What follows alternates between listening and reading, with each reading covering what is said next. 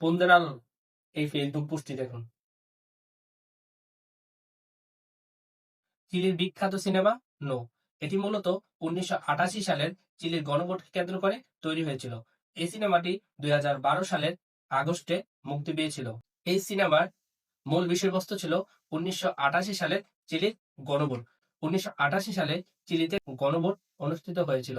এই গণভোটের মূল বিষয় ছিল 1988 সালে চিলির যে প্রধানমন্ত্রী ছিলেন তিনি ছিলেন দুর্নীতিবাজ এবং স্বৈরাচার। জনগণ এই গণভোটের মাধ্যমে তিনি আগামী 8 বছর ক্ষমতায় থাকবেন নাকি থাকবেন না সে সিদ্ধান্ত জানিয়েছিল। তখন চিলির জনগণ নো ভোট দিয়েছিল, অর্থাৎ না ভোট দিয়েছিল।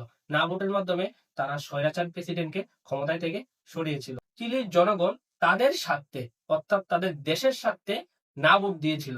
2012 সালের আগস্টে মুক্তি পাওয়া চিলির বিখ্যাত সিনেমা নো 2026 সালে এসে প্রথম আলো কৌশলে এই নো সিনেমার মাধ্যমে না ভোটের প্রচারণা চালাচ্ছে। 5ই আগস্টে বাংলাদেশ স্বাধীন হওয়ার পর এই অন্তর্বর্তীকালীন সরকারের প্রধান কাজ ছিল এই পুন্দের আলোকে বাংলাদেশ থেকে নিষিদ্ধ করা। এই পুন্দের আলো সকল ধরনের কার্যক্রম বাংলাদেশ থেকে নিষিদ্ধ করার প্রয়োজন ছিল, কিন্তু এই সরকার তা করতে পারে না। এই দিল্লির সন্তান অর্থাৎ আওয়ামী লীগ এবং দিল্লির সন্তান পুন্দের আলোকে অনেক আগে জয় বাংলা করে দেওয়ার দরকার ছিল, কিন্তু এই সরকার তা করতে পারে না। পরবর্তীতে যে সরকার আসবে যে কোনো দলের হতে পারে, সেই সরকারের কাছে আমার উদাত্ত আহ্বান এই পুন্দের আলোকে অর্থাৎ দিল্লির সন্তানকে দিল্লিতে পাঠিয়ে দিবে এবং আপনারা অবশ্যই গণভোটে হা দিবেন। যদি ভিডিওটি ভালো লাগে থাকে শেয়ার করে দিবেন, অন্যকে জানার সুযোগ করে দিন এবং অবশ্যই কমেন্ট করে জানাবেন। দেখা হচ্ছে পরবর্তী ভিডিওতে।